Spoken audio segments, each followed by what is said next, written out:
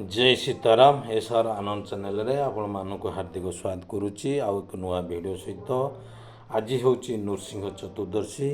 ये नृसिंह चतुर्दशी व्रत कथा किए केबे करथिले से संबंधी कथा अनेक अनेक अच्छी से विषय कथा गान करवा बा श्रवण करवा। ये नृसिंह चतुर्दशी बैशाख मास शुक्ल चतुर्दशी रे करणीय।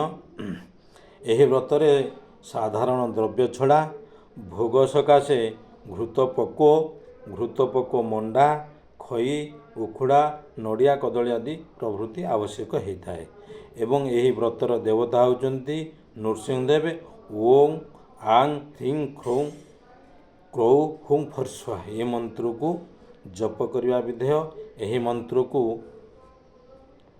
जो मैंने यज्ञ करती आहुति देवा विधेय एवं जो मैंने अर्चन करेंगे यह मंत्र रे अर्चन करें।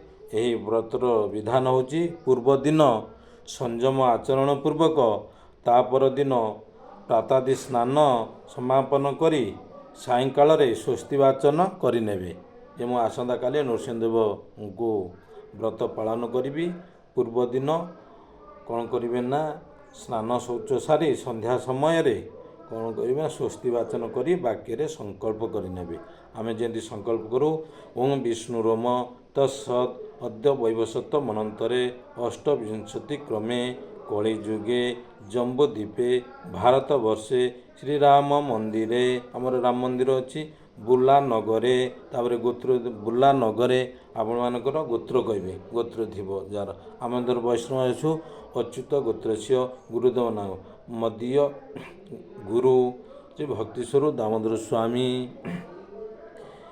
तापर पूजा कहे।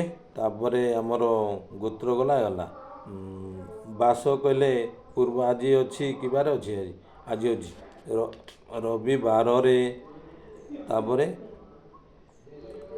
अमुक गोत्र आनंदवर्धन दास विष्णुलोक प्राप्ति कामा बा श्री लक्ष्मी नृसिंह प्रीति कामार्थे देवता पूजा पूर्वक स लक्ष्मी भगवान नृसिंह पूजा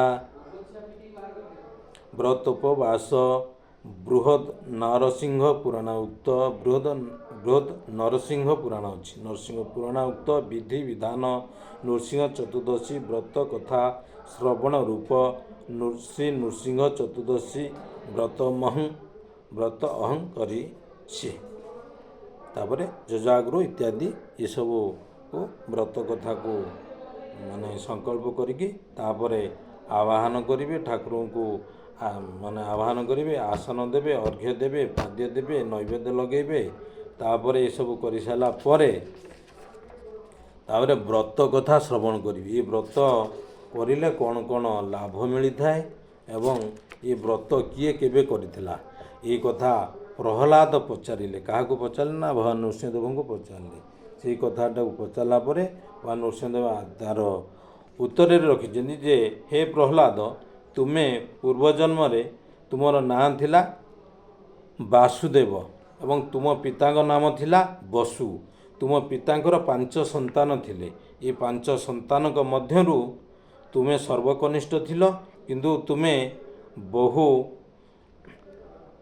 वेश्या संग करुथिल काल समय क्रमे ये वेश्या संग करने द्वारा दिने तुमर से वेश्या संगरे कौन होना कलह सृष्टि होती एवं दैवाद से दिन ही नृसिंह चतुर्दशी पड़ी से नृसिंह चतुर्दशी रे तुम्हें ये व्रतटा को माने नृसिंह व्रत पालन कर कलह जनित तुम्हें उपवास रहिल खाद्य ग्रहण करिल नहीं एवं तत्सहित से वेश्या मध्य सी भी उपवास रहीगला।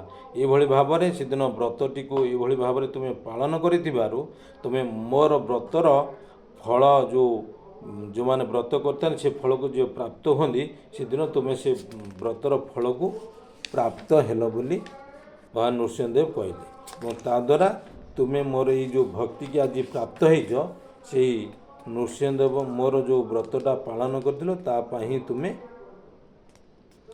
ये सब को लाभ कर तेणु से मु तुम उपरे ପ୍ରସନ୍ନ ହେଇଛି, ତୁମେ ମୋର ଭକ୍ତିକୁ ପ୍ରାପ୍ତ ହେଇଛ।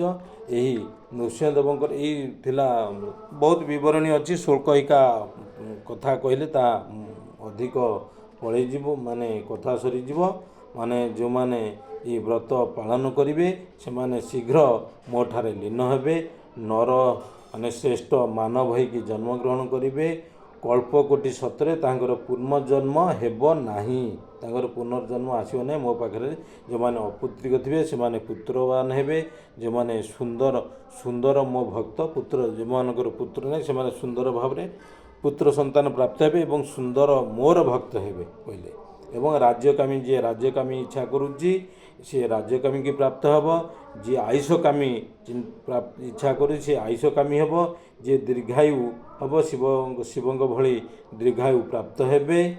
ନାରୀମାନଙ୍କର ଏ ବ୍ରତ ସଦା ହୋଇ ମାନେ ମୋତେ ପୁତ୍ରଦା ଭାଗ୍ୟଦା। ଯେଉଁ ନାରୀମାନେ ଏ ବ୍ରତକୁ ପାଳନ କରିବେ ମର୍ତ୍ତ୍ୟ ଜଗତରେ ସେମାନେ ସର୍ବଦା ପୁତ୍ର ଲାଭ କରିବେ ଏବଂ ବୈଧ ଦଣ୍ଡ ତାଙ୍କୁ ନ ଦେଇ, ଏବଂ ମୁଁ ତାଙ୍କୁ କେବେ ହେଲେ ବୈଧ ଦଣ୍ଡ ବିଧବା ସେମାନେ କେବେ ହେବେ ନାହିଁ।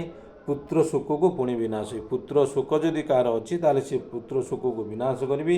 ଧନ୍ୟ ଧାନ୍ୟ ଦିଏ, ତାକୁ ବହୁତ ଧନ୍ୟ ଧାନ୍ୟ ପ୍ରଦାନ କରିବି। ପ୍ରତି ପ୍ରିୟକର ସୁଖ ଦିଏ, ମାନେ ସ୍ୱାମୀଠାରୁ ଯେଉଁ ସୁଖ ପାଇବା କଥା ସେ ସୁଖକୁ ପ୍ରାପ୍ତ ହୁଅନ୍ତି। ସାର୍ବଭୌମ ସୁଖ ଦିଏ, ମୁଁ ତାକୁ ସମସ୍ତ ସାର୍ବଭୌମ ସୁଖ ପ୍ରଦାନ କରିଥାଏ। ଦିବ୍ୟ ସୁଖକୁ ସିଏ ତହୁଁ ଲଭ, ଯିଏ ଏଇ ନୃସିଂହ ବ୍ରତ ପାଳନ କରିବ ଦିବ୍ୟ ସୁଖକୁ ସିଏ ଲାଭ କରିବ। ନାରୀ ହେଉ ବା ପୁରୁଷ, ଯିଏ ମୋ ବ୍ରତ ଯେ ଲଭି, ଯିଏ ଏଇ ମୋର ବ୍ରତକୁ କରିବ ସେ ନିଶ୍ଚିତ ଭାବରେ ସନ୍ତୋଷ ଲାଭ କରିବ। ସେମାନଙ୍କୁ ମୁଁ ସୁଖ ଦିଏ, ମୁଁ ସେମାନଙ୍କୁ ସୁଖ ପ୍ରଦାନ କରିଥାଏ। ମୁକ୍ତି ଫଳ ତାଙ୍କୁ ମିଳଇ ଏବଂ ବହୁତ ଭକ୍ତିରେ କି ପ୍ରୟୋଜନ, ବହୁ ଭକ୍ତି କରିବାର ଆବଶ୍ୟକ ନାହିଁ, କେବଳ ଏ ନୃସିଂହ ବ୍ରତ ପାଳନ କରନ୍ତୁ, ସେଥିରେ ଅନେକ ଇଏ କରିବ।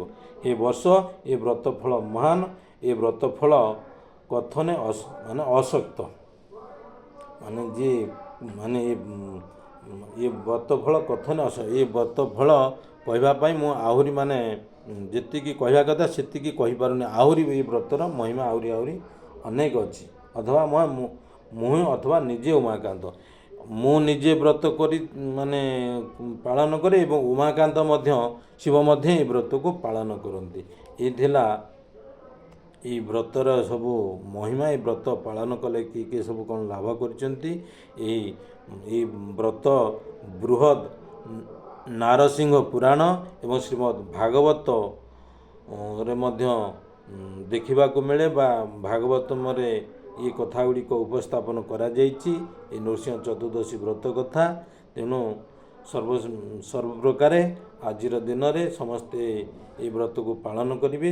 ତା ପରଦିନ ଦେବତା ବିସର୍ଜନ କରିବେ ଏବଂ ବ୍ରାହ୍ମଣଙ୍କୁ ଧନଧାନ୍ୟ ଦେବେ, ତା ସହିତ ଦକ୍ଷିଣା ପ୍ରଦାନ କରିକି ନିଜେ ଭୋଜନ କରିବେ। ତା ପରଦିନ ସକାଳ ଆଜି ଉପବାସ ରଖିବେ, ତା ପରଦିନ ସକାଳେ କୌଣସି ବୈଷ୍ଣବ ବ୍ରାହ୍ମଣକୁ କିଛି ଦକ୍ଷିଣା ଭିକ୍ଷା ଦେଇକି ଅନ୍ନ ଭୋଜନ କରିକି ଏହି ବ୍ରତକୁ ଭଙ୍ଗ କରିବେ ବା ସମାପନ କରିବେ। ଏହି ଥିଲା ନୃସିଂହ ଦେବଙ୍କର ବ୍ରତ ବିଧି କଥା। ବ୍ରତରେ ଆହୁରି ଅନେକ କ'ଣ ବ୍ରତ କଥା ଗୁଡ଼ିକ ବର୍ଣ୍ଣନା କରାଯାଇଛି, ସେଗୁଡ଼ିକ ଭିଡ଼ିଓ ବନାଇଲେ ବହୁତ ଲମ୍ବା ଭିଡ଼ିଓ ହେବ। ଶୁଳ୍କ ଉପସ୍ଥାପନ କରିବା, ଶୁଳ୍କରେ ଅଳ୍ପ ଜଷ୍ଟ କିଞ୍ଚିତ ମାତ୍ରାରେ କହିଦେଲି। ଜୟ ସୀତାରାମ।